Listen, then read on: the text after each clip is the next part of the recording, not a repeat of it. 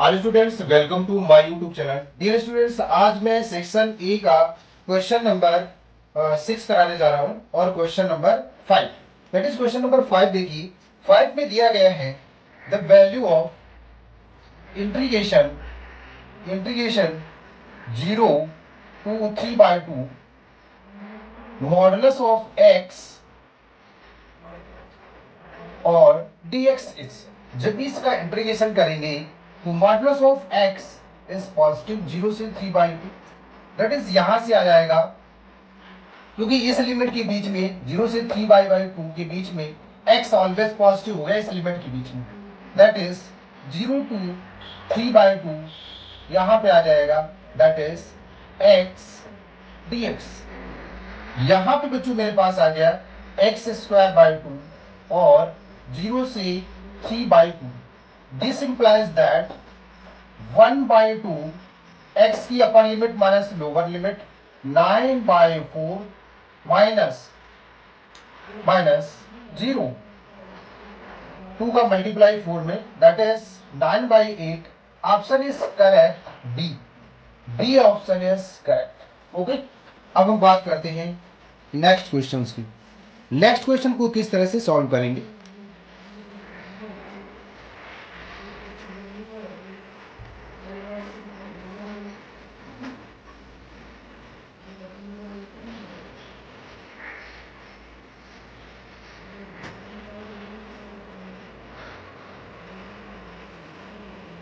एक क्वेश्चन दिया गया है 6 नंबर।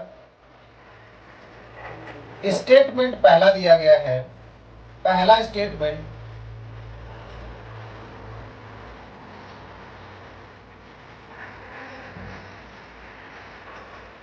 इफ स्टेटमेंट 1 दिया गया है। बच्चों स्टेटमेंट 1 में दिया गया है इफ 0x π/2 then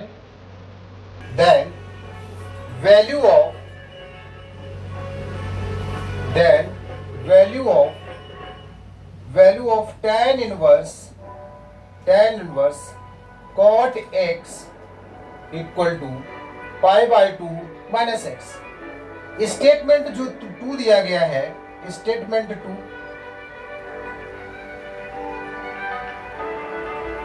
बच्चों स्टेटमेंट 2 में दिया गया है tan x equal to x for all x belongs to R। अब यहां पे समझेंगे इन दोनों स्टेटमेंट में कौन सा ट्रू है और कौन सा फॉल्स है।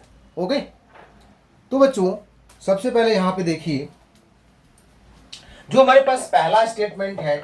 अगर पहले स्टेटमेंट को देखा जाए तो आप पहले स्टेटमेंट को देखिए, पहला नंबर इसको हम लिख सकते हैं tan inverse tan π/2 minus x equal to π/2 minus x। ये वाला करेक्ट है, ये वाला करेक्ट है कि नहीं। अब हम अगर इस स्टेटमेंट की बात करें tan inverse tan x equal to x for all x belongs to R, ये फॉल्स है। क्यों फॉल्स है। tan इनवर्स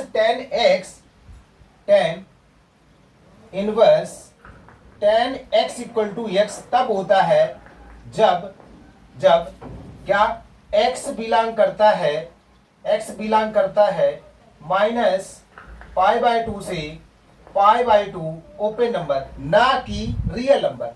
तो हमारे पास यहाँ पे ऑप्शन बी करेक्ट होगा। Statement 2 is true and statement 1 is false, that is ये वाला ट्रू हो गया बच्चों और ये वाला फॉल्स हो गया, और आपको रीजन बता दिया, इस वजह से यहाँ रियल नंबर नहीं होगा। क्लियर है। अब हम बात करते हैं नेक्स्ट क्वेश्चन की।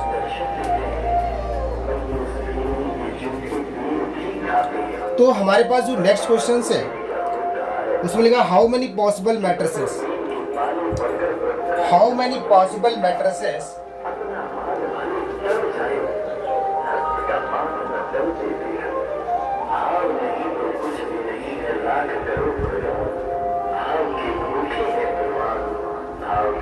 तो यहां पे क्या करेंगे, यहां पे हमारे पास how many possible matrices can format the order of 3 × 3, that is question number 6 बच्चों, how many possible matrices can be formed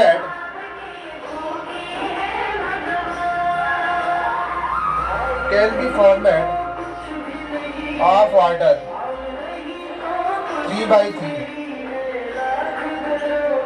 if each entry is either 0 और 1।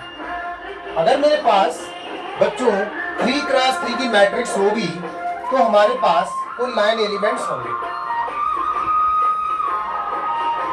मैं भी यहां यहां यहां, ये हमारे पास 3 क्रॉस 3। हमारे पास केवल 2 एलिमेंट्स हैं। हमारे पास जो एंट्रीज हैं वो 0 और 1, ये 2 है। इन दोनों में से यहाँ हम 2 वेज से भर सकते हैं। इसको भी 2 तरीके से भर सकते हैं, इसको भी 2 तरीके से। तो यहाँ पे टोटल हो गए 8 वेज। फिर इसको भी 2 तरीके से, इसको भी 2 तरीके से, तो यहाँ भी हो गए 8 वेज। इसको भी 2 तरीके से, इसको भी 2 तरीके से, यहाँ हो गए 8 वेज।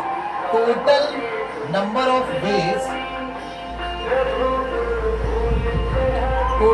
ऑफ वेज कितने हो गए? 8 इंटू 8 यानी 500 हो गए। तो इस तरह से इसको सॉल्व करेंगे, ठीक है। अब हम नेक्स्ट क्वेश्चन फिर लेकर के आएंगे अगले वीडियो में बच्चों। आज के लिए बस इतना ही। ये एंट्रीज वाला आपको समझ में आया होगा, है ना, कितनी पॉसिबल एंट्रीज हो सकती हैं।